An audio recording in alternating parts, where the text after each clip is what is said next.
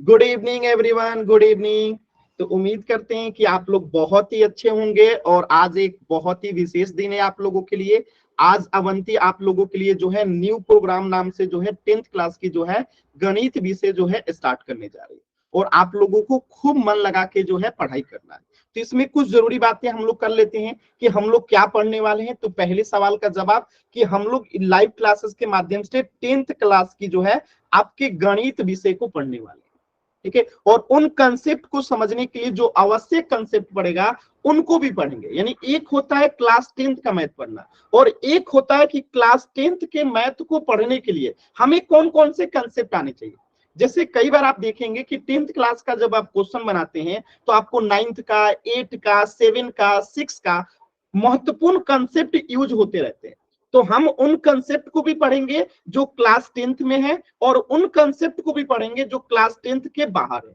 तो ये एक महत्वपूर्ण चीजें हो जाती है। तो इसमें हम लोग क्या पढ़ने वाले हैं, उन तमाम बेसिक चीजों को भी पढ़ने वाले हैं जो क्लास 10th के मैथ को पढ़ने के लिए जरूरत है। इस चीज को ध्यान से समझिएगा। कई बार बच्चे ये सोचते हैं कि सर कुछ आसान चीजें आप क्यों पढ़ा रहे। तो कई बार हमें आसान चीजें इसलिए पढ़ानी होती है ताकि आप 10th की चीजों को समझ पाओ और 10th की चीजें भी हम लोग पढ़ाएंगे। तो ये हो गया कि क्या पढ़ने वाले हैं। दूसरी बात कि क्यों पढ़ने वाले हैं। तो पहली बात कि आपको ऑनलाइन क्लासेस कैसे करनी है इसको आप समझेंगे। गणित जो विषय होता है, कई बच्चे ऐसे होते हैं जिनको ये नहीं समझ में आता है कि इसका दैनिक जीवन में कहां कहां उपयोग होता है। तो हमें मैथ विषय का, गणित विषय का हमारे दैनिक जीवन में कैसे उपयोग होता है इसे भी हम इन क्लासेस के माध्यम से समझेंगे। कहां कहां पे हम मैथ का उपयोग करते हैं, मैथ का उपयोग करके हम कैसे अपने जीवन में आगे बढ़ सकते हैं, कैसे नौकरी पा सकते हैं, इन तमाम चीजों को समझेंगे। और दूसरी बात कि कुछ बच्चे ऐसे होते हैं जिनको गणित विषय में जो है, मैथ के विषय में रुचि नहीं होती है। विश्वास मानिए, आज का आप क्लास करके देखिएगा, आपको मैथ से प्यार हो जाएगा। आप कहेंगे कि मैथ से अच्छा विषय कुछ हो ही नहीं सकता। ठीक है, तो आपकी मैथ में जो है रुचि पैदा करना एक इसका उद्देश्य है। और तीसरा कि हम कैसे पढ़ेंगे। तो ये तो आप सभी बच्चों को पता है कि आपकी क्लासेस जो है गूगल मीट पे होगी और सप्ताह में 3 दिन होंगी। आपकी क्लासेस किस पे होंगी, सप्ताह में 3 दिन होती है। थोड़ा सा डेट जो है मैं दिखा देता हूं।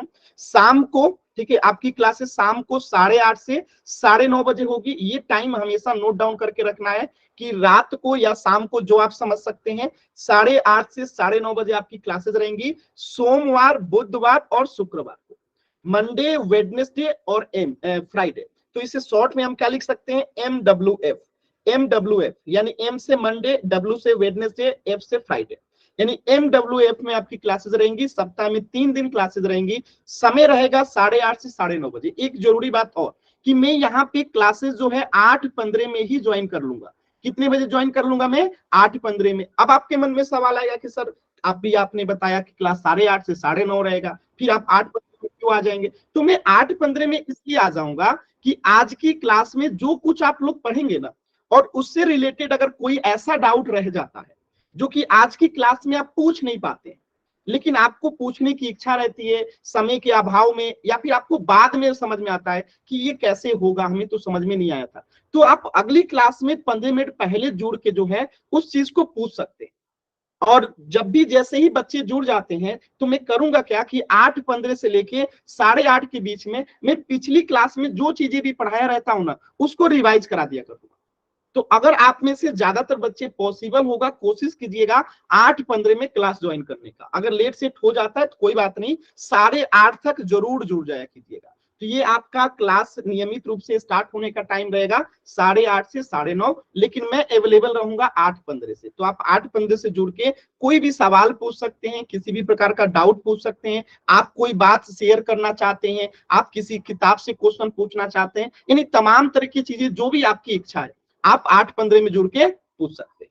तो ये हो गया आपका समय सारणी। इसका जो है आप लोग स्क्रीनशॉट जरूर ले लीजिएगा। ठीक है, सप्ताह में 3 दिन आपकी क्लासेस रहेगी। थोड़ा सा मेरे विषय में जान लीजिए। ज्यादातर बच्चे मेरे को जानते हैं। मेरा नाम जो है करण कुमार है। मैं बिहार के सिवान जिले से हूँ और मैं पिछले 5 साल से गणित विषय पढ़ा रहा हूँ, कक्षा 9, 10, 11 और 12 के बच्चों को। ठीक है, और मैं पटना यूनिवर्सिटी से जो है ग्रेजुएशन किया हूँ और इग्नू से मैंने पोस्ट ग्रेजुएशन किया है। और ये मेरी फोटो है। बच्चे पहचान पा रहे हैं ना आप लोग? अगर पहचान पा रहे हैं तो एक बार वाई टाइप कर देंगे। मैं बस देखना चाहता हूं कि आप चैट सेक्शन में रिस्पॉन्स कर पाते हैं कि नहीं। पहचान पा रहे हैं ना, थोड़ा सा अलग है। ठीक है, वेरी गुड, वेरी गुड। आपका रिस्पॉन्स देख के समझ में आ गया कि आप पहचान पा रहे हैं। Very good. आगे देखिएगा, कुछ जरूरी चीजों को आपको ध्यान रखना है। जब भी आप लाइव क्लास ज्वाइन कीजिएगा तो 2-3 जरूरी चीजों को आपको ध्यान रखना है। पहला, सबसे पहले कि आपको ये माइक वाला जो बटन दिखाई दे रहा है ना, इसे हमेशा इसी तरीके से बंद करके रखना है। आप खुद सोचिए कि 10, 20, 30 बच्चे क्लास में रहते हैं, अगर किसी भी बच्चे का गलती से माइक ऑन हो जाता है तो पूरी क्लास डिस्टर्ब हो जाती है। तो हमें प्रयास ये करना है कि हम खुद भी अच्छे से पढ़ें और बाकी बच्चों को भी खूब अच्छे से पढ़ाई करने दें, तो किसी भी बच्चे को डिस्टर्ब ना हो। इसीलिए आपको क्या करना है, माइक को ये बंद करके रखना है। यहाँ पे आते ही क्लास ज्वाइन करते समय इसको दबा देना है, यानी इसको हमेशा बंद करके रखना है, माइक को म्यूट करके रखना है। ठीक। दूसरी बात ये क्या करनी है कि आपको क्लास ज्वाइन करने के बाद ये जो आकृति दिखाई दे रही है ना, कुछ इस प्रकार की जो आकृति दिखाई दे रही है, उस पर क्लिक कर देना है। इससे होगा क्या, आपकी स्क्रीन बड़ी हो जाएगी कुछ इस टाइप का, और जब आप इसे ऐसे पलट देंगे ना तो और बड़ा हो जाएगा। तो कुल मिला के आपकी स्क्रीन बड़ी हो जाएगी तो आपको चीजें और ज्यादा स्पष्ट रूप से दिखाई देगी, आप चीजों को ज्यादा बेहतरीन समझेंगे। तो ये दो काम, पहले तो इस माइक को क्या करना है, ऐसे म्यूट करके रखना है। दूसरा कि इसे जो है ऐसे ओपन कर देना है। दो काम हो गया। अब आपके मन में ख्याल आएगा कि सर हमें डाउट पूछना होगा, कुछ पूछना होगा तो कैसे पूछेंगे? आपने तो कह दिया कि माइक बंद करके रखना है। तो जैसे पिछली क्लास में हम करते थे, 9th क्लास में क्या करते थे, तो आपकी स्क्रीन पे जो है कुछ इस प्रकार के 3 बटन दिखाई दे रहे होंगे। ठीक है, इस 3 बटन पे हम लोग क्लिक करेंगे। ये 3 बिंदु जो दिखाई दे रहा है ना, इस 3 बिंदु पे हम क्लिक करेंगे और यहाँ पे क्लिक करेंगे ना तो कुछ इस प्रकार का एक पेज ओपन होगा। तो इस पेज में हमें दो चीजें यूज करना है। एक तो इसी 3 बिंदु को क्लिक करके हम दो काम करेंगे। एक तो आप अपने डाउट को पूछेंगे, ठीक है, और दूसरा पोल सेक्शन में आंसर करने के लिए हमें इसी 3 बिंदु का उपयोग करना पड़ेगा। तो जब भी मैं आपसे बोलूंगा कि पोल सेक्शन में आंसर करना है, तब भी आप इस 3 बिंदु को दबाएंगे, और जब भी मैं बोलूंगा कि आपको डाउट पूछना है या यस टाइप कीजिए या नो टाइप कीजिए, तब भी आपको इसी 3 बिंदु पे दबाना है। तो इस 3 बिंदु पे दबा के आपको क्या करना रहेगा, डाउट पूछने के लिए इस इन कॉल मैसेज पे क्लिक करना रहेगा, और इस इन कॉल मैसेज पे क्लिक करके आप डाउट पूछ सकते हैं। और जब पोल सेक्शन में आंसर करना होगा तो आपको इस एक्टिविटीज वाले बटन पे क्लिक करना रहेगा। तो इस एक्टिविटीज वाले बटन के माध्यम से आप पोल सेक्शन में आंसर कर सकते हैं। ये सबसे ज्यादा आपको डेली क्लास में यूज होने वाला है। तो ये धीरे धीरे आपकी आदत में आ जाएगा, जैसे 9th क्लास में आ गया था। तो क्या करना है, 3 बटन को दबाना है, इसके बाद इन कॉल मैसेज पे क्लिक कर देना है डाउट पूछने के लिए, और इस पे क्लिक करके आप अगर कोई भी सवाल पूछना है तो यहाँ पे दबा के पूछ सकते हैं। अब देखिए, मैं जब भी कहूंगा कि पोल सेक्शन में आंसर करना है तो हमें उसी 3 बिंदु पे दबाने के बाद क्या करना है, इस एक्टिविटीज के बटन पे क्लिक करना। और जैसे ही आप इस पे क्लिक करेंगे तो ये वाला पेज ओपन होगा, इस एक्टिविटीज पे क्लिक करेंगे, और इस एक्टिविटीज पे क्लिक करने के बाद आपके सामने कुछ इस प्रकार का पेज दिखाई देगा। तो हमें इस पे क्लिक करना रहेगा, पोल्स एक्टिव पे। और जैसे ही पोल्स एक्टिव पे क्लिक करेंगे तो आपके सामने कुछ इस प्रकार का एक पेज दिखाई देगा, और आपके सामने एक स्क्रीन पे उसी समय क्वेश्चन रहेगा, और उस क्वेश्चन का जो भी आंसर रहेगा, जैसे मान लेते हैं कि बी आंसर है, तो अपने हाथों की उंगली से उसे टच करेंगे, और उसे टच करने के बाद वोट बटन जो है दबा देंगे, और इस तरीके से जैसे ये वोटेड लिखेगा यानी आपने पोल में उत्तर दे दिया। तो हमेशा पोल में उत्तर देने से पहले दो बातों का ध्यान रखना है कि जब भी आप पोल में उत्तर करें, जब भी आप पोल में उत्तर करें तो अपने आंसर को कोशिश करें कि दोबारा चेक कर लें। जल्दबाजी में बच्चे गलत आंसर कर देते हैं। हमेशा सही आंसर कीजिए, क्योंकि आपकी टॉपर लिस्ट बताई जाएगी हर क्लास में। आज जो क्लास होगा, अगले क्लास में मैं बताऊंगा कि आज के क्लास में सबसे ज्यादा सही आंसर किनका था, सबसे गलत ज्यादा आंसर किसने किया। तो ये सारी चीजें आपके टीचर को भी बताई जाती है, और वो टीचर जो होते हैं ना, आपके पोल के क्वेश्चन के आंसर के ऊपर जो है आपको मार्क्स देते हैं। तो ये बहुत महत्वपूर्ण हो जाता है कि आप पोल सेक्शन में जरूर आंसर करें। ठीक है, तो ये कुछ बातें थी। अब आपने कितना समझा उसका टेस्ट करते हैं। तो अब की मैंने अभी आपको क्या बताया कि हम ऑनलाइन क्लासेस सप्ताह में कितने दिन पढ़ा करेंगे। अब ये भी मैंने शुरुआत में बताया था, सभी बच्चों को पोल सेक्शन में आंसर करना है। इससे मुझे पता चल जाएगा कि आप लोग को पोल में आंसर करने आता है कि नहीं। चलिए, सभी बच्चे आंसर करेंगे कि हम ऑनलाइन क्लासेस सप्ताह में कितने दिन पढ़ा करेंगे। वेरी गुड, एकदम सही आंसर आ रहा है, और सभी बच्चों के उत्तर आने चाहिए। अभी तक सिर्फ 6 बच्चों के उत्तर आए हैं। सभी बच्चे कोशिश करेंगे, सभी बच्चे कोशिश करेंगे। हम सप्ताह में कितने दिन क्लासेस किया करेंगे, हम सप्ताह में कितने दिन क्लासेस किया करेंगे। सभी बच्चों को आंसर करना है, सभी बच्चों को। वेरी गुड, एकदम सही आंसर, और सभी बच्चों का उत्तर आ गया है एक बच्चे को छोड़ के। लास्ट के 10 सेकेंड इस प्रश्न का आंसर करने के लिए, लास्ट के 10 सेकेंड। 10, 9, 8, 7, 6, 5, 4, 3, 2, 1। चल, तो ये चीजें आपको मतलब कि समझ में आ गया। चलिए एक क्वेश्चन और कर लेते हैं। तो इस प्रश्न का उत्तर हो जाएगा 3 दिन। एक प्रश्न का और उत्तर कर दीजिएगा जल्दी से, कुछ बच्चों को नहीं आया है समझ में। चलिए देख लेते हैं कि हम ऑनलाइन क्लासेस में जो है कौन सा विषय पढ़ने वाले, यानी यहाँ पे लाइव क्लासेस जो सप्ताह में 3 दिन होगी 8:30 से 9:30 बजे, उसमें कौन सा विषय पढ़ने वाले हैं। इसका आंसर कर दिए जल्दी से पोल सेक्शन में सभी बच्चे। चलिए अब मुझे लग रहा है कि आप लोग सारी बातों को समझ गए हैं। डाउट क्लास कैसे, डाउट क्वेश्चन कैसे पूछने हैं, पोल में आंसर कैसे करने हैं। Very good. एक बच्चे का और उत्तर नहीं आया है, लास्ट के 10 सेकेंड। एक बच्चे का और उत्तर नहीं आया है, बस एक बच्चे का। 10, 9, 8, 7। चलिए सभी बच्चों का उत्तर आ गया। वेरी गुड, वेरी गुड, सभी बच्चों के उत्तर आ गए, यानी सभी बच्चों को बातें मेरी समझ में आ गई है। तो अब हम लोग पढ़ना स्टार्ट करते हैं। तो इस प्रश्न का उत्तर हो जाएगा कि हम सप्ताह में 3 दिन गणित विषय जो है पढ़ने वाले हैं। तो और दो महत्वपूर्ण चीजें कि आपको क्लासेस के टाइम क्या क्या करना है, यानी जब आपकी क्लासेस रहेंगी 8:30 से 9:30 बजे, तो आपको किन किन बातों का ध्यान रखना है। तो ये महत्वपूर्ण है और इसका स्क्रीनशॉट ले लीजिएगा। क्लासेस के टाइम हमेशा प्रयास कीजिएगा शांत जगह पे बैठने का। आप खुद सोचो, आप ऐसे जगह बैठे हो जहां कोई गाना बजा रहा है, कोई टीवी चला रहा है, कोई खाना खा रहा है, तो आप कोशिश कीजिए हमेशा शांत जगह पे बैठे, जहां किसी भी प्रकार का नॉइज क्रिएट ना हो, शोरगुल ना हो रहा हो, एकदम शांत रहना चाहिए ताकि आपको पढ़ाई अच्छे से समझ में आएगी। और पेन कॉपी जो है, पेंसिल जो है, नोट कॉपी जो है अपना लेके बैठना है। क्लास डेली आना है, रोजाना क्लास ज्वाइन करना है।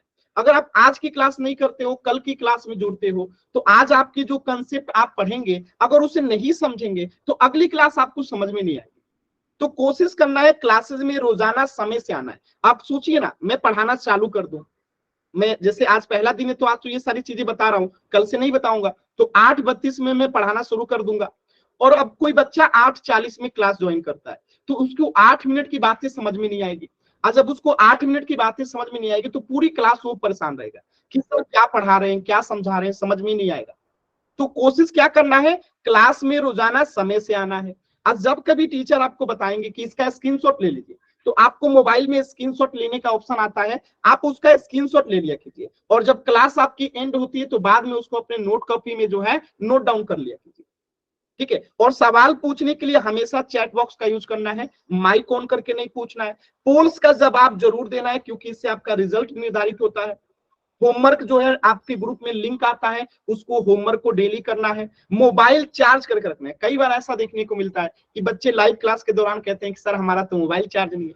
तो इस चीज का भी आपको ध्यान रखना है कि 8:30 बजे आपकी क्लास है, तो आप क्या करो, 1 घंटा पहले चेक कर लो कि क्या आपकी मोबाइल फुली चार्ज है। नहीं है तो उसे चार्ज में लगा दो ताकि आपका मोबाइल चार्ज रहे।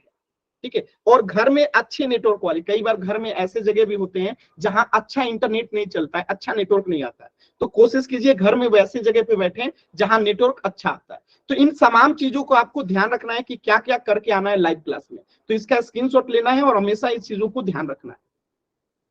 और क्या नहीं करना है वो तो हो गया, क्या करना था। क्या नहीं करना है, तो अनम्यूट नहीं करना है। जब तक मैं नहीं कहता कि आप अपना माइक ऑन करके डाउट पूछिए, तब तक आपको माइक म्यूट करके ही रखना है। ठीक। कमेंट्स में अनावश्यक बातें नहीं करनी है, आपस में बातें नहीं करनी है, अनावश्यक बातें नहीं करनी है। जो पूछा जाए उसी का सब जवाब देना है। कई बच्चे क्लासेस बीच में छोड़ के चले जाते हैं, तो अगर आप बीच में क्लासेस छोड़ के जाएंगे तो फिर आपको उसके बदले पनिशमेंट होता है। पनिशमेंट क्या रहेगा, आपके एग्जाम में अच्छे मार्क्स नहीं आएंगे, आप टॉपर लिस्ट में नहीं आएंगे। तो क्लासेस बीच में छोड़ के नहीं जाना है, नहीं तो क्लासेस आपको समझ में भी नहीं आएगा। ठीक है। अब कोई भी डाउट अधूरा नहीं रखना है, यानी जो भी मन में डाउट होगा जरूर पूछना है। आपको 5 बार में समझ में नहीं आए, आप 6ठे बार पूछिए, लेकिन पूछिए जरूर। डाउट मन में रखना ही नहीं है, किसी भी प्रकार से डाउट नहीं रखना है, बेझिझक डाउट जरूर पूछना है। तो इतनी चीजों को जो है ध्यान में रखना है। अब हम पढ़ना शुरू करते हैं। तो आप लोगों को कुछ भी पूछना है तो पूछ लीजिए। ये तमाम चीजें समझ गए होंगे कि कैमरा और माइक को हमेशा बंद करके रखना है। इस 3 डॉट को यूज करके आप अपने डाउट इन कॉल मैसेज में जाके पूछ सकते हैं। इस 3 डॉट का उपयोग करके एक्टिविटी से आप पोल सेक्शन में आंसर कर सकते हैं। तो ये तमाम चीजें आप लोग जान चुके हैं। अब हम पढ़ना स्टार्ट करते हैं। तो आज पहला क्लास था, इसलिए स्टार्टिंग के 15 मिनट जो है आपको इन सभी चीजों को समझाने में चला गया। तो उम्मीद करता हूं कि आप सभी लोग सभी बातें समझ गए होंगे। तो एक बार जल्दी से वाई टाइप कीजिए और हम लोग श्री गणेशाय नमः कहते हैं, इस क्लास को स्टार्ट करते हैं। जल्दी से एक बार वाई टाइप कीजिए सभी बच्चे। Very good, very good. ये बैच बहुत ही शानदार होने वाला है। आप लोग का रिस्पॉन्स देख के आ रहा है कि हाँ आप लोग बहुत अच्छे विद्यार्थी हैं, मजा आएगा पढ़ने में। चलिए, तो आपका पहला जो चैप्टर है वो है रियल नंबर, जिसे हिंदी में कहते हैं वास्तविक संख्या। तो आपके क्लास 10th का पहले चैप्टर का क्या नाम है? रियल नंबर्स, जिसे हिंदी में कहते हैं वास्तविक संख्या। तो वास्तविक संख्याएं क्या हैं, उसको समझने से पहले कुछ बेसिक सी चीजें आपको जाननी है कि आज तक आपने बहुत सारी संख्याओं के बारे में पढ़ा होगा, ठीक है। तो आपको कितने प्रकार की संख्याओं के बारे में पता है? कोई बताएगा? आपने 9th क्लास में कई संख्याओं के प्रकार पढ़े थे। आप में से कोई बताना चाहता है कितनी संख्याओं के बारे में आपने पढ़ रखा? चलिए मैं बता देता हूं एक बार। आप लोगों ने अभी तक क्या क्या पढ़ा होगा? प्राकृत संख्याएं पढ़ी होंगी, पूर्ण संख्या पढ़ी होगी, पूर्णांक पढ़ा होगा, परिमेय संख्या पढ़ा होगा, अपरिमेय संख्या पढ़ा होगा। चलिए, आप में से जो भी बच्चा बताना चाहता है कि प्राकृत संख्या क्या होता है, एक बार जल्दी से वाई टाइप कीजिए चैट सेक्शन में और एक बार बता दीजिए माइक ऑन करके। जो भी बच्चा बताना चाहता है माइक ऑन कीजिए और बताइए कि नेचुरल नंबर 1 से स्टार्ट होते हैं और इनफाइनाइट होते हैं। Very good.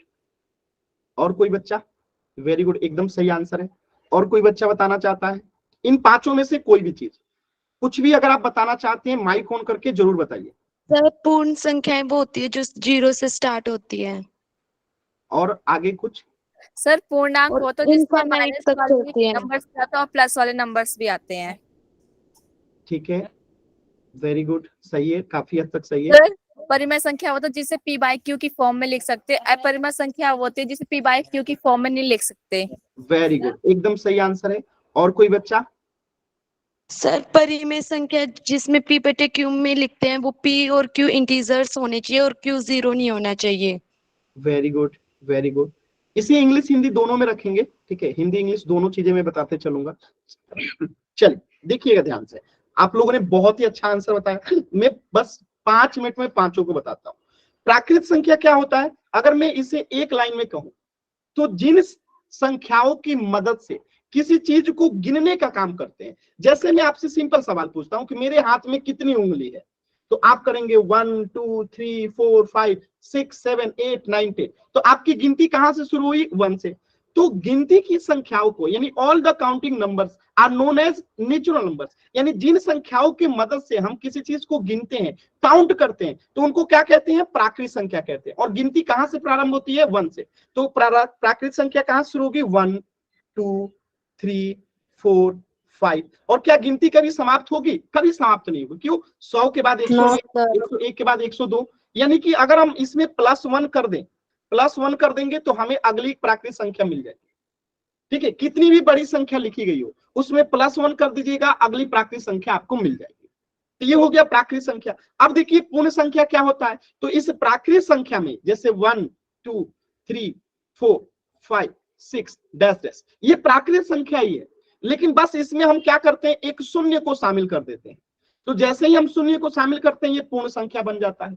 यानी कि प्राकृत संख्या और पूर्ण संख्या में सिर्फ और सिर्फ एक शून्य का अंतर है, बाकी कोई अंतर नहीं, बाकी कोई अंतर नहीं है। एक यहाँ पे पूर्ण संख्या भी है, प्राकृत संख्या भी है, 2 यहाँ पे पूर्ण संख्या भी है, प्राकृत संख्या भी है, लेकिन 0 एकमात्र ऐसी संख्या है जो पूर्ण संख्या तो है लेकिन प्राकृत संख्या नहीं है। तो ये प्राकृत संख्या और पूर्ण संख्या का अंतर समझ में आ गया। अब आप कहेंगे कि सर पूर्णांक क्या होता है? देखिए, जब पूर्ण संख्या में हम निगेटिव नंबर्स को जोड़ देते हैं, जैसे 0 1 2 3, जैसे 0 1 2 3 4 5 डैश डैश, ये सब पूर्ण संख्या है। और इसी में जब हम निगेटिव नंबर्स को जोड़ देते हैं, जैसे कि -1 -2 -3 -4 -5, तो ये क्या बन जाता है? पूर्णांक बन जाता है, जिसे इंग्लिश में इंटीजर कहते हैं, ठीक है। तो ये एकदम सरल है, प्राकृत संख्या, पूर्ण संख्या, पूर्णांक। अब देखिए ये तीनों चीजों की एक विशेषता भी है। क्या विशेषता है? क्या ये 1/2 हो सकता है? नहीं हो सकता। क्या ये -1/2 हो सकता है? नहीं हो सकता। क्या 1.5 हो सकता है? नहीं हो सकता। क्या 9/13 हो सकता है? नहीं हो सकता। तो ये क्यों नहीं हो सकता?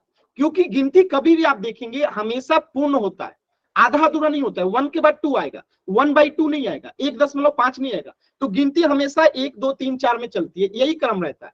और पूर्ण संख्या में तो बस 0 शामिल कर दो तो वो पूर्ण संख्या बन गया। और ये पूर्णांक मतलब पूर्ण और अंक मतलब पूर्ण अंक, यानी कि गिनती की संख्या यहाँ पे भी इधर सेम टू सेम जाएगा तो इधर भी सेम टू सेम जाएगा, बस माइनस लग जाएगा।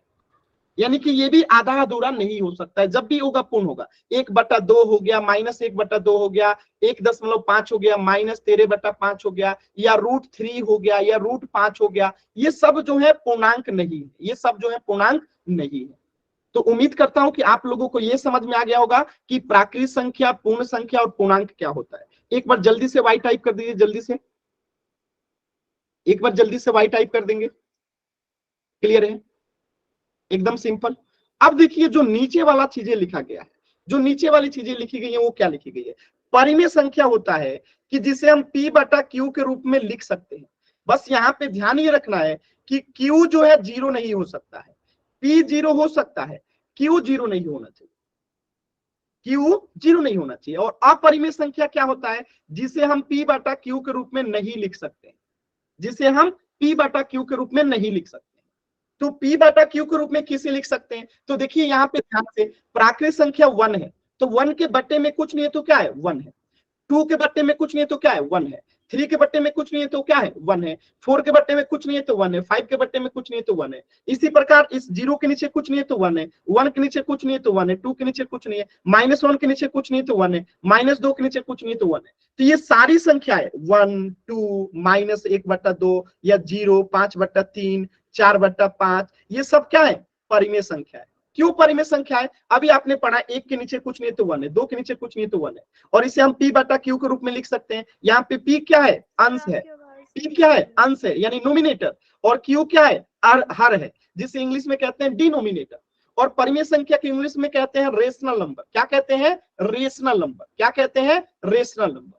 ठीक है, तो रेशनल नंबर यानी कि परिमेय संख्या को हम कैसे याद रखेंगे कि ऐसी संख्याएं या ऐसे नंबर्स जिन्हें हम P/Q के रूप में यानी अंश बट्टा हर के रूप में यानी कि नोमिनेटर बट्टा डिनोमिनेटर के रूप में लिख सकते हैं, उसे हम परिमेय संख्या कहेंगे। बस ध्यान रखिएगा कि नीचे वाला 0 नहीं होना चाहिए, यानी Q 0 नहीं हो सकता है। यानी अगर मैं लिख दूं 5/0 तो क्या ये परिमेय संख्या है? आप कहेंगे कि नहीं। तो नीचे वाला Q 0 नहीं हो सकता है। क्लियर है सभी बच्चों को? तो परिमेय संख्या क्या है? स्पष्ट है? एक बार जल्दी से वाई टाइप कर देंगे। परिमेय संख्या क्या है? क्लियर है? एकदम सिंपल सा नियम था, एकदम सिंपल था। चलिए अब देखिए, एक होता है अपरिमेय संख्या जिसे हम P/Q के रूप में नहीं लिख सकते हैं। तो ये कुछ विशेष होते हैं, जैसे कि √2 हो गया, √3 हो गया, √5 हो गया, √6 हो गया, √7 हो गया। ये सब अपरिमेय संख्या है। तो कुछ बच्चे जब ऐसी संख्याओं को देखते हैं ना तो वो कहते हैं कि रूट के अंदर कोई भी संख्या आ जाए वो अपरिमेय संख्या होगा।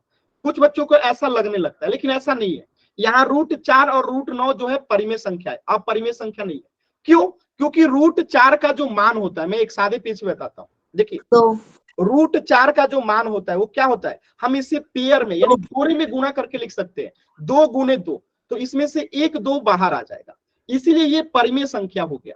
इसी प्रकार √9 है तो हम इसे क्या लिख सकते हैं? 3 × 3 लिख सकते हैं, इसलिए ये 3 परिमेय संख्या है, रेशनल नंबर है। लेकिन बाकी जैसे देखेंगे √3 √5 √6 √7 क्या हम इसे पेयर में गुणा करके लिख सकते हैं? यानी कि जैसे हमने 2 में 2 गुणा किया, 3 में 3 गुणा किया, तो क्या हम 3 को ऐसे लिख सकते हैं? नहीं लिख सकते। इसे भी नहीं लिख सकते, इसे भी नहीं लिख सकते। यानी कि ये P/Q के रूप में नहीं लिखा जा सकता है। इसीलिए ये सब जो है क्या है? अपरिमेय संख्या है। क्या है? अपरिमेय संख्या है। क्लियर ये सभी बच्चे को बात? यानी कि रूट के अंदर वो भी अपरिमेय संख्या है।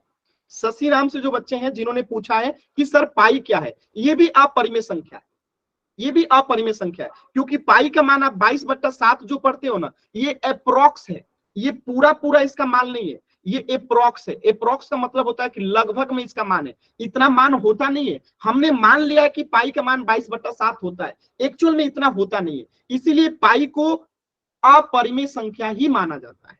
क्लियर है? शशि नाम से वेरी गुड। चलिए, तो आपने यहाँ पे ये क्या समझ लिया कि प्राकृत संख्या क्या है, पूर्ण संख्या क्या है, पूर्णांक क्या है, परिमेय संख्या क्या है, अपरिमेय संख्या क्या है। अगर सभी बच्चों को इतनी बातें क्लियर है, एक बार जल्दी से वाई टाइप कीजिए, डाउट है एन टाइप कीजिए।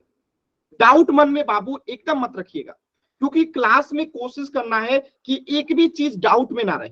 जहां पे दिक्कत हो पूछना है, वे झिझक पूछना है, क्योंकि जानते हैं आप लोग सभी बच्चों के सपने रहते हैं।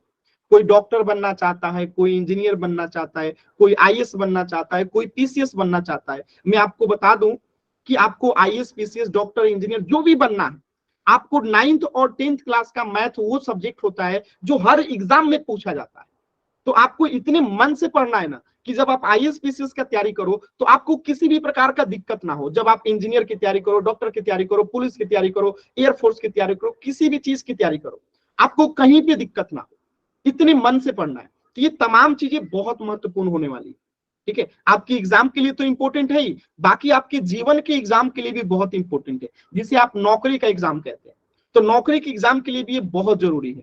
खूब मन लगा के पढ़ना है, डाउट मन में नहीं रखना है, बस एक चीज। चलिए आगे बढ़ते हैं। अब देखिए वास्तविक संख्याएं क्या होती हैं। वास्तविक संख्याएं क्या होती हैं, तो ध्यान से देखिएगा।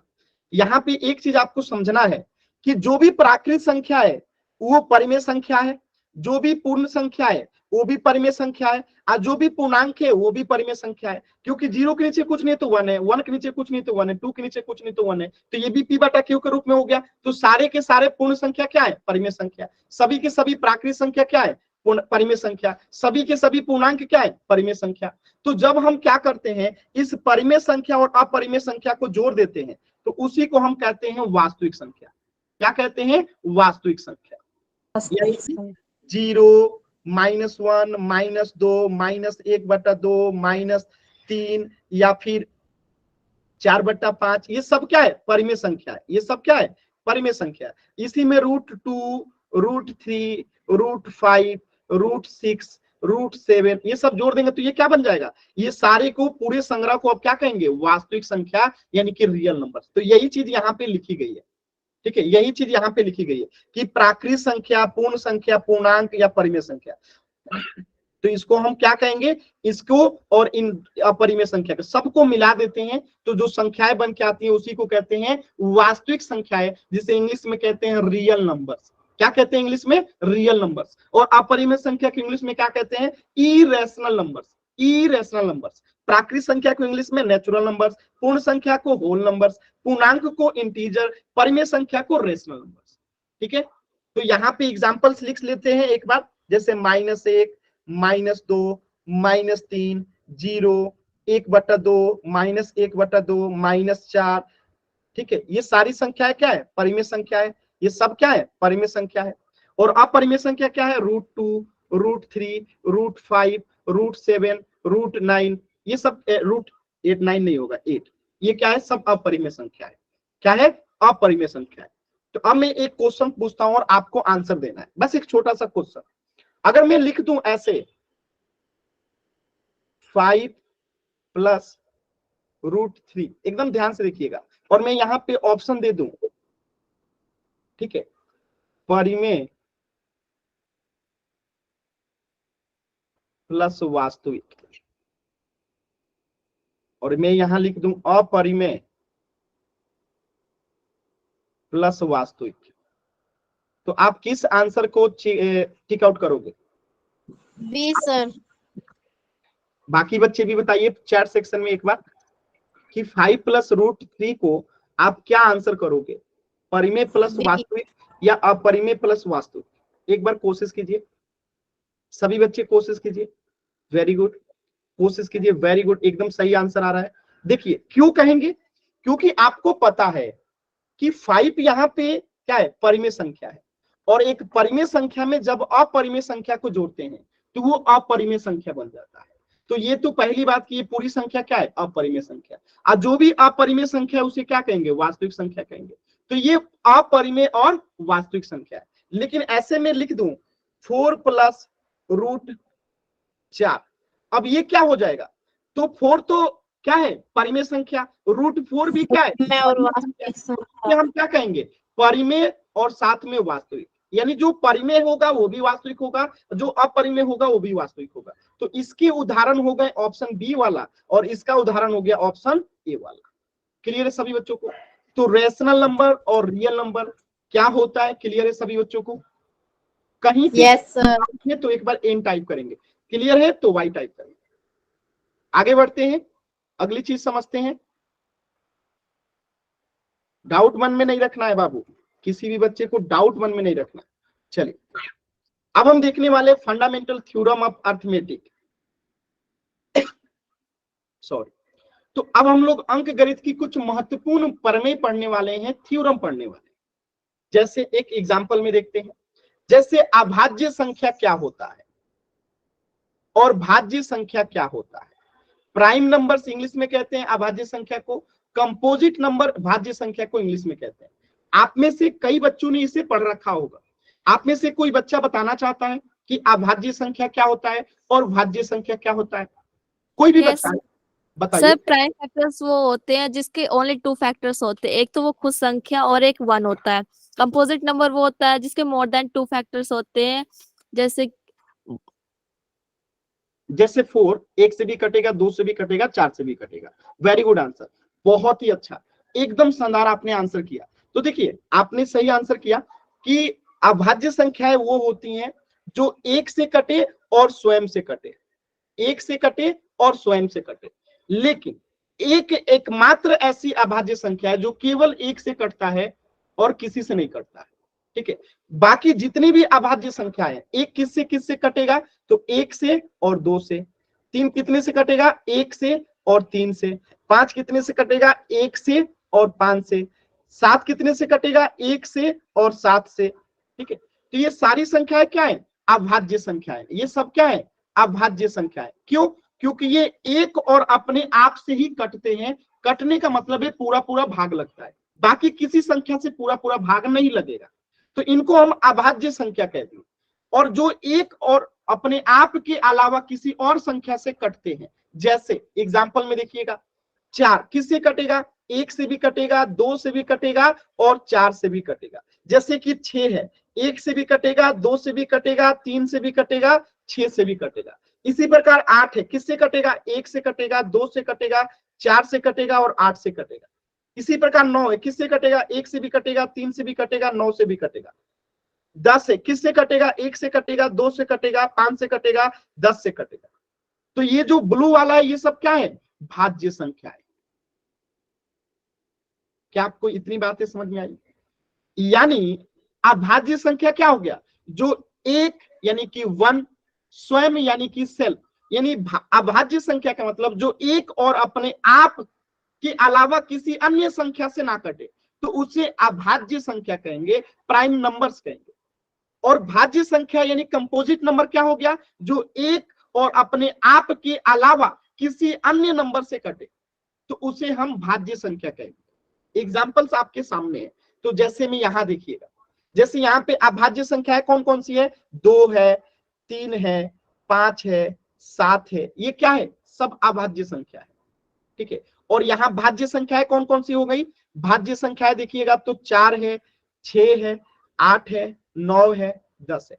अब मैं आपसे एक छोटा सा क्वेश्चन पूछता हूं, ठीक है, तो आप बताइएगा यहाँ पे एक को मैंने अभाज्य संख्या क्यों नहीं कहा? एक को मैंने अभाज्य संख्या इसलिए नहीं कहा क्योंकि आप देख सकते हैं कि इसके सिर्फ और सिर्फ एक ही क्या है, मतलब ये एक ही संख्या से कट रहा है, जबकि अभाज्य संख्या 2 संख्याओं से कटता है, एक 1 से और एक स्वयं से। तो ये तो सिर्फ 1 से ही कट रहा है, बात समझ में? तो एक को कहते हैं कि ना तो ये भाज्य है ना ही ये अभाज्य है। तो ये एक ऐसी संख्या है जो ना तो भाज्य है और ना ही अभाज्य है। जैसे 0 जो होता है ना तो पॉजिटिव होता है और ना तो निगेटिव होता है, ये आपने पढ़ा है ना। 0 क्या होता है? 0 0 होता है, ना तो निगेटिव होता है ना तो पॉजिटिव होता है, बीच का होता है। इसी प्रकार ये जो 1 है ना, तो ना तो ये प्राइम नंबर है ना तो ये कंपोजिट नंबर है। बात समझ में आया? तो ना तो ये भाज्य है ना तो ये अभाज्य है। ठीक है, याद रहेगा। तो अगर मैं आपसे पूछूं कि सबसे छोटी अभाज्य संख्या कौन सी है, आपका आंसर क्या आना चाहिए? नहीं, गलत हो गया। 2। वेरी गुड आंसर, 2 होगा। क्योंकि अभी अभी मैंने बताया ना कि एक तो ना तो भाज्य है और ना ही अभाज्य है, तब तो ये नहीं होगा ना अभाज्य संख्या। ना तो ये हम अभाज्य में काउंट करेंगे ना तो भाज्य में काउंट करेंगे। अभाज्य संख्या शुरू हो गई 2, 3, 5, 7, यानी पीली वाली जितनी भी संख्याएं सब अभाज्य संख्या है। क्योंकि आप देख सकते हैं एक और अपने आप से कट रही है, एक और अपने आप से कट रही है, एक और अपने आप से कट रही है और किसी से नहीं कट रही। जबकि आप अगर व्हाइट वाला देखेंगे तो एक और अपने आप के अलावा किसी और संख्या से भी कट रही है, तो ये सब भाज्य संख्याएं हो जाएंगी। ठीक है, क्लियर है आप लोग को भाज्य और अभाज्य संख्या? कितने बच्चों को क्लियर है? तो सबसे छोटी अभाज्य संख्या हो जाएगी 2, सबसे बड़ी हम ज्ञात नहीं कर सकते हैं। उसी प्रकार भाज्य संख्या में सबसे छोटी भाज्य संख्या कौन सी हो जाएगी? सबसे छोटी भाज्य संख्या 4। Very good answer. सबसे छोटी भाज्य संख्या कौन सी हो जाएगी? 4। और सबसे छोटी अभाज्य संख्या कौन सी हो जाएगी? 2। एकदम सही आंसर। ठीक है, तो ये चीजें आप लोगों को याद रहना चाहिए, याद रखेंगे आप लोग। और बड़ी का तो हम कैलकुलेट कर नहीं सकते हैं क्योंकि अनगिनत संख्याएं हैं और काउंट करते जाएंगे तो अनगिनत अभाज्य संख्या अनगिनत भाज्य संख्याएं आएंगी। लेकिन हम सबसे छोटी जरूर बता सकते हैं, तो सबसे छोटी अभाज्य संख्या 2 हो गया और सबसे छोटी भाज्य संख्या 4 हो गया। एकदम क्लियर है? यहां तक किसी भी बच्चे को कोई भी डाउट है तो प्लीज आप लोग पूछ लीजिएगा। क्लियर है? कोई भी सवाल हो आपके? सर हाँ सर -4 के नहीं होंगे? नहीं, मैंने यहाँ पे निगेटिव नंबर्स को बात नहीं ना किया। -4 यहाँ पे हमने निगेटिव नंबर्स को बात नहीं किया ना। लेकिन -4 अगर ऐसे लिख दिया जाए और आपसे पूछा जाए कि अभाज्य होगा कि भाज्य होगा, तो आप इसे भाज्य ही कहेंगे। अगर मैं यहाँ लिख दूं -2 तो ये अभाज्य होगा कि भाज्य होगा, तो आप इसे अभाज्य ही कहेंगे। बात समझ में? लेकिन जब हम इसकी तुलना करेंगे ना, तो यहाँ पे निगेटिव नंबर्स को लेके नहीं तुलना करते, हम हमेशा पॉजिटिव से ही तुलना करते हैं। ठीक है, क्लियर है? चलिए, तो और किसी बच्ची को कोई डाउट है, कोई सवाल है, मन में कोई इच्छा है? सिंपल है एकदम। चलिए आगे बढ़ते हैं। अब देखिए, अभाज्य संख्या की जो बातें मैंने आपको बताया यहाँ पे लिखा गया है। ठीक है, कि वह संख्या जिसे स्वयं और एक के अलावा किसी अन्य प्राकृत संख्या से विभाजित नहीं किया जा सकता, अभाज्य संख्या कहलाती है। अभी आपको यहाँ पे समझ में आ गया होगा कि हम -4 को यहाँ पे भाज्य संख्या क्यों नहीं लेंगे, क्योंकि ये प्राकृत संख्या नहीं है। क्लियर हुआ आप सभी बच्चों को? क्योंकि ये प्राकृत संख्या नहीं है। बात समझ में आया? क्योंकि भाज्य संख्या भी हम उसी को कहेंगे जो प्राकृत संख्या है, अभाज्य संख्या भी हम उसी को कहेंगे कि जो प्राकृत संख्या हो। जो प्राकृत संख्या नहीं है तो भाज्य और अभाज्य की तो बात ही नहीं करेंगे ना। अभी क्लियर हुआ आपको? क्लियर हुआ ना? Yes sir. ठीक है, आगे देखिए। तो जैसे में 2, 3, 5, 7 ये सब प्राकृत संख्या है और इन सब की कितने गुणज है? सिर्फ 2, 1 और 2। यहाँ पे 1 और 3, यहाँ पे 1 और 5, यहाँ पे 1 और 7। ठीक है, तो ये खुद से और 1 के अलावा किसी अन्य से नहीं कटेंगे, तो ये हो गया अभाज्य संख्या। भाज्य संख्या क्या होता है? वह संख्या जिसे स्वयं और 1 के साथ साथ किसी अन्य प्राकृत संख्या से विभाजित किया जा सकता है, तो उसे भाज्य संख्या कहलाता है। जैसे कि 4, 6, 8, 9, 10 ये सब क्या है? भाज्य संख्या। क्यों? क्योंकि 1 और अपने आप के अलावा किसी अन्य संख्या से ये कटेंगे। जैसे कि 1 से ये 2 से भी कटेगा और ये 4 से भी कटेगा। 1 चौका 4, 2 दूनी 4, 4 एकम 4, 6 इसी प्रकार 1 से भी कटेगा, 2 से भी कटेगा, 3 से भी कटेगा, 6 से भी कटेगा। तो ये 6 भाज्य संख्या। क्लियर है सभी बच्चों को? कोई डाउट नहीं होगा यहाँ तक? एकदम आसान है, कोई डाउट नहीं होगा सभी बच्चों को? क्लियर है? आगे बढ़े। एक बार वाई टाइप कर देंगे जल्दी से। Very good. चलिए अगला कंसेप्ट समझिएगा।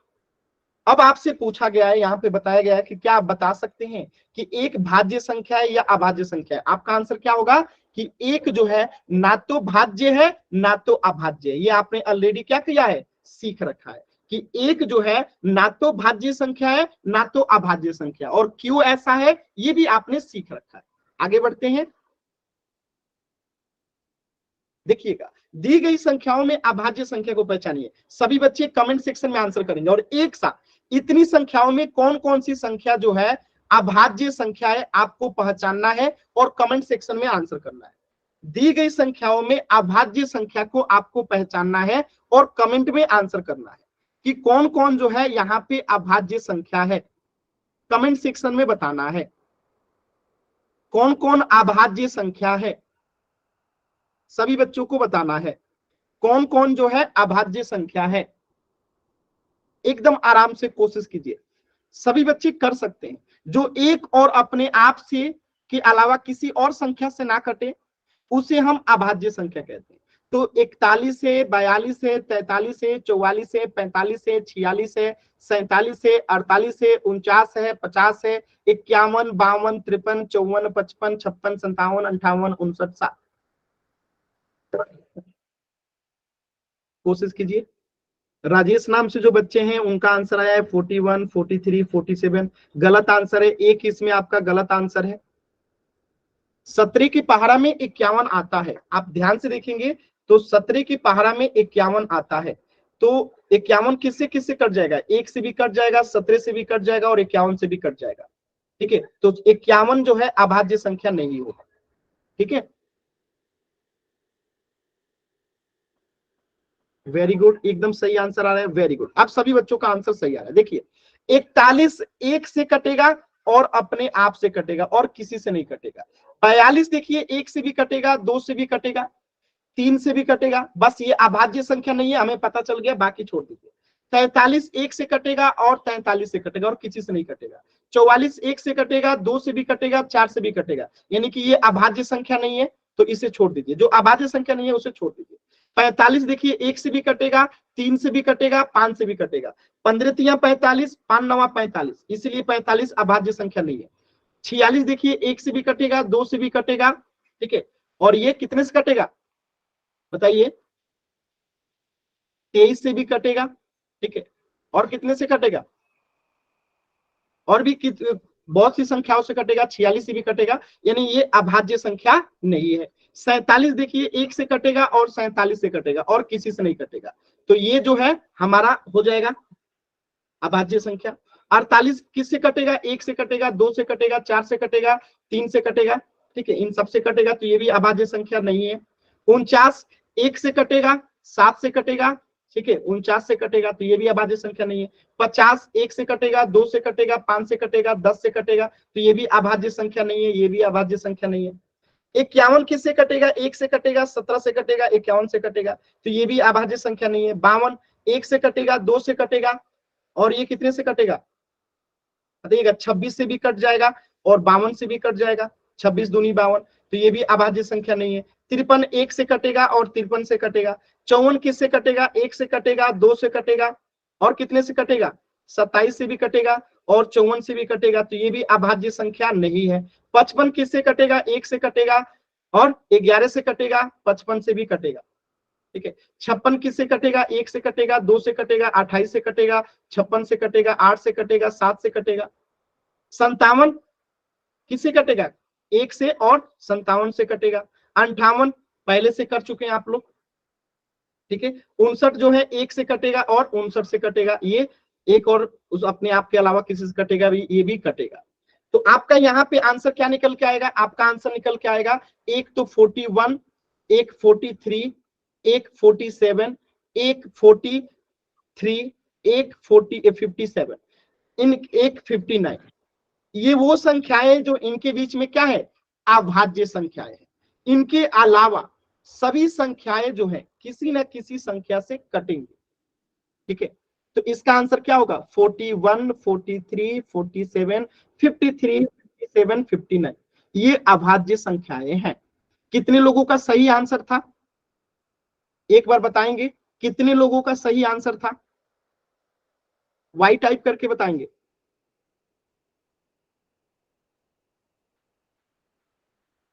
सही है ना, चल अब एक चीज और छोटा सा समझ लीजिएगा, बस एक छोटा सा कंसेप्ट है।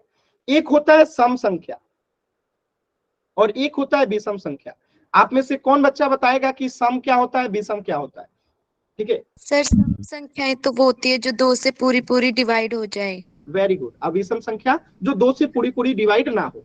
ठीक है, जो जैसे 2 है, 4 है, 6 है, 8 है, 10 है, 12 है, 14 है, ये सब सम संख्या है। क्यों? क्योंकि ये 2 से पूर्णता विभाजित हो जाएगा, 2 से पूर्णता विभाजित हो जाएगा, तो इसे सम संख्या कहते हैं। अब जो 2 से पूर्णता विभाजित ना हो, ठीक है, जो 2 से पूर्णता विभाजित ना हो, जैसे 1 हो गया, 3 हो गया, 5 हो गया, 7 हो गया, 9 हो गया, 11 हो गया, 13 हो गया, ये सब क्या है? 2 से पूर्णता विभाजित नहीं है, तो ये सब क्या हो गए? ये सब हो जाएंगे विषम संख्या। ये सभी बच्चों को आता है ना? सम संख्या जो 2 से पूर्णता विभाजित है, विषम संख्या जो 2 से पूर्णता विभाजित नहीं है। क्लियर है? तो अब मेरे कुछ सवाल है और आपको आंसर करना है। एकदम सिंपल सिंपल से सवाल है। सबसे छोटी अभाज्य संख्या क्या होगी? पढ़ सके आप? जल्दी जल्दी बताइए। सबसे छोटी अभाज्य संख्या। Very good answer, very good. तो वेरी गुड, सबसे छोटी अभाज्य संख्या 2 हो जाएगी। अब सबसे छोटी सम अभाज्य संख्या, यानी कि अभाज्य भी हो और सम भी हो, अभाज्य भी हो और सम भी हो, तो 2 जो है, 2 अभाज्य भी है, 2 सबसे छोटा भी है और ये सम संख्या भी है। सबसे छोटी विषम अभाज्य संख्या, यानी कि वो 2 से कटना भी नहीं चाहिए और छोटा भी होना चाहिए और अभाज्य भी होना चाहिए। तो देखिए लिख सकते हैं 1 2 3 4 5 6 7, इसमें से कौन सबसे छोटा विषम अभाज्य संख्या है? तो सबसे पहली बात की अभाज्य संख्या इसमें 2 से शुरू हो जाता है, 3 भी शुरू हो जाता है और 5 भी अभाज्य संख्या और 7 भी अभाज्य संख्या है। तो सबसे छोटी अभाज्य संख्या 2 है, लेकिन क्या ये विषम है? नहीं है, तो आंसर नहीं होगा। 3 इसके बाद होगा, तो 3 क्या अभाज्य संख्या है? एकदम है। क्या ये विषम है? एकदम है। तो ये आंसर हो जाएगा इसका हमारा क्या? 3, क्योंकि 3 जो है सबसे छोटी विषम भी है और अभाज्य संख्या भी है। क्लियर है? अब बताइए जो ना तो भाज्य है ना तो अभाज्य संख्या है, क्या होगा answer? Very good answer, very good. क्या होगा? 1। Very good answer, very good. सबसे बड़ी सम अभाज्य संख्या जो सम भी हो और अभाज्य भी हो, सबसे बड़ी जो सम भी हो और अभाज्य भी हो, बताइएगा क्या होगा आंसर? बताइए क्या हुआ? ऐसे चुप ना हुआ कीजिए आप लोग बोलते हैं तो लगता है कि हाँ, इसे बताया नहीं जा सकता, यानी कि हम बता नहीं सकते, बता नहीं सकते, यानी अपरिभाषित है। सर 4। मैंने क्या बताया था कि सबसे छोटी तो हम निकाल सकते हैं, सबसे बड़ी नहीं निकाल सकते, नो डिफाइन, यानी अपरिभाषित है, हम बता नहीं सकते। बात समझ में? क्योंकि सबसे छोटी तो हम निकाल सकते हैं जहां से शुरुआत होता है, लेकिन अंत तो होता ही नहीं है ना, अनगिनत संख्याएं, अपरिभाषित। Very good.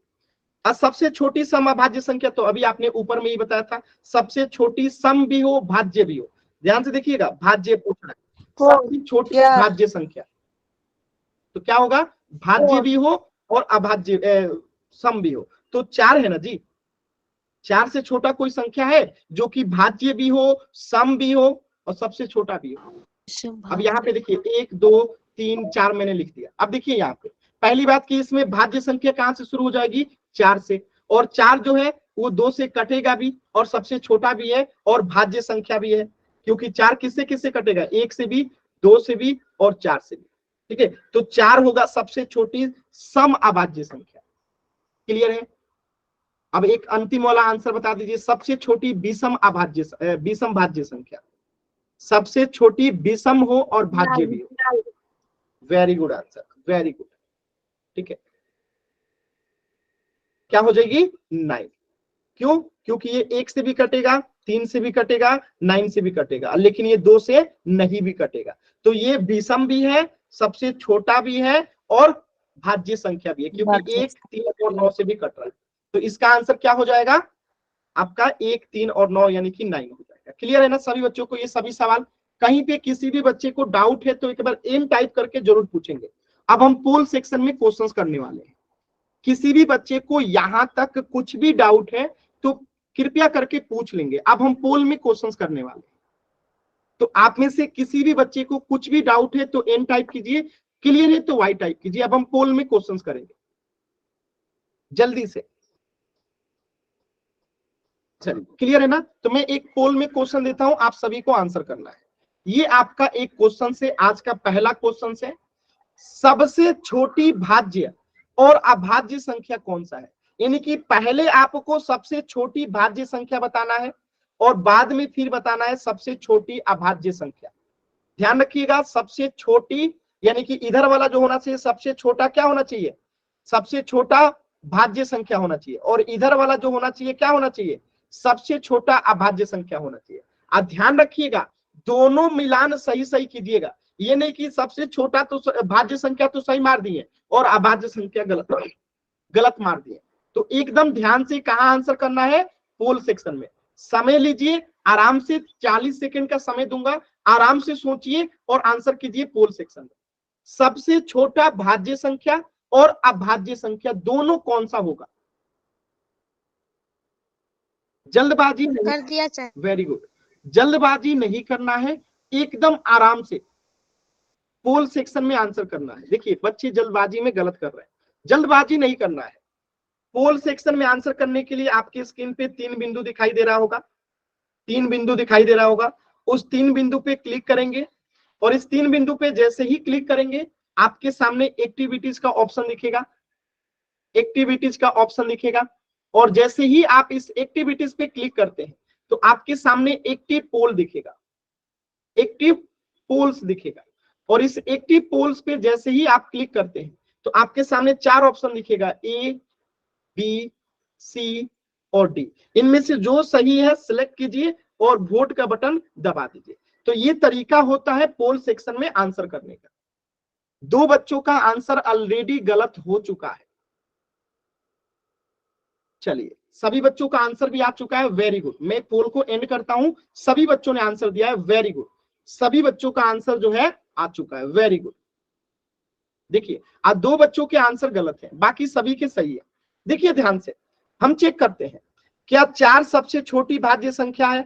आप कहेंगे कि यस सर है, क्योंकि एक तो भाज्य संख्या है ही नहीं ना, 2 तो भाज्य संख्या है ही नहीं ना, तो सी और डी तो हमारा आंसर होगा ही नहीं, सी और डी तो हमारा आंसर तो होगा ही नहीं। बात समझ में आया। अब हम देखते हैं अभाज्य संख्या, ठीक है। तो अभाज्य संख्या 1 तो होता नहीं है तो आंसर होगा नहीं, 2 ठीक है, सबसे छोटा अभाज्य संख्या भी है, सबसे छोटा अभाज्य संख्या भी है, 4 तो भाज्य संख्या है तो आंसर होगा नहीं, और ये आंसर पहले से नहीं होगा। तो आंसर क्या हो गया, ऑप्शन बी। क्लियर है सभी बच्चों को, क्योंकि 4 सबसे छोटा भाज्य संख्या भी है और 2 सबसे छोटा अभाज्य संख्या है। और ये क्वेश्चन आपने अभी भी यहाँ पे किया भी था। देखिए सबसे छोटा अभाज्य संख्या ये रहा, ठीक है, आपने किया है। और सबसे छोटा भाज्य संख्या जो है वो 4 होता है, यहाँ पे आपने लिखा भी है, ठीक है। सबसे छोटा अभाज्य भाज्य संख्या या सम अभाज्य संख्या एक ही है, 4 होता है, ठीक है। तो आपको यहाँ पे आंसर मिल गया होगा, आंसर क्या होगा, ऑप्शन बी, ठीक है, ऑप्शन बी। क्लियर है ना। किसी बच्चे को डाउट है तो बताइएगा, क्लियर है तो वाई टाइप कीजिए। क्लियर है ना। चलिए तो आज की क्लास में इतना ही, इससे आगे हम लोग नेक्स्ट क्लास में पढ़ेंगे। तो 2-3 बातों का आपको डेली ध्यान रखना है क्लास में। क्या ध्यान रखना है कि आपकी क्लासेस जो है 8:30 में प्रारंभ होती हैं, 9:30 बजे तक चलती है, लेकिन आप क्लासेस 8:15 में ज्वाइन कर लेंगे। आज की क्लास में जो कुछ भी पढ़ाया हो उसे 8:15 में अगली क्लास में यानी कि बुधवार की क्लास में क्या करेंगे, हम रिपीट कर देंगे 15 मिनट में। जो कुछ भी पढ़ाया हूं उसको अगले 15 मिनट में क्या करेंगे, रिपीट कर देंगे। तो आप कोशिश किया कीजिए 8:15 में क्लास ज्वाइन करने का, ठीक है। बाकी नया चीज हम बुधवार को कितने बजे से शुरू करेंगे, 8:30 से। लेकिन आज जो भी पढ़ाया हूं वो 8:15 से हम लोग क्या करेंगे, रिवाइज कर लेंगे, और आपको जो डाउट रहता है पूछ लेंगे। तो आपकी क्लासेस कब कब रहती है, मंडे, वेडनेसडे, फ्राइडे, टाइम 8:30 से 9:30 बजे। एक बात और ध्यान देंगे, आपकी क्लासेस अगर 7 बजे भी चलती है तो ध्यान दीजिएगा आप कोई एक बैच ज्वाइन कीजिएगा, या तो 7 बजे वाला या तो 8:30 बजे वाला, दोनों बैच ज्वाइन करने की आवश्यकता नहीं है। तो आप अगर इस बैच में क्लास कर रहे हो तो हमेशा इसी बैच में क्लास कीजिएगा, ठीक है, हमेशा इसी बैच में क्लास करना है, क्योंकि आप इस बैच में अगर इस टाइम को पसंद करते हो तो टाइम का अंतर है, बाकी 7 बजे वाले में भी टीचर नंबर 1 है, बहुत शानदार पढ़ाते हैं, और यहाँ पे भी वही चीज पढ़ाया जाएगा और उनके जैसा ही पढ़ाया जाएगा। तो आप देख लेना आपको किन समय में अच्छा लगता है, 8:30 में कि 7 बजे। तो कोशिश कीजिएगा आपको इसी टाइम में पसंद आ रहा है तो 8:30 से 9:30 बजे वाला बैच ज्वाइन करने का। ठीक है, तो इससे आगे हम पढ़ेंगे नेक्स्ट क्लास में। ठीक है, टेक केयर।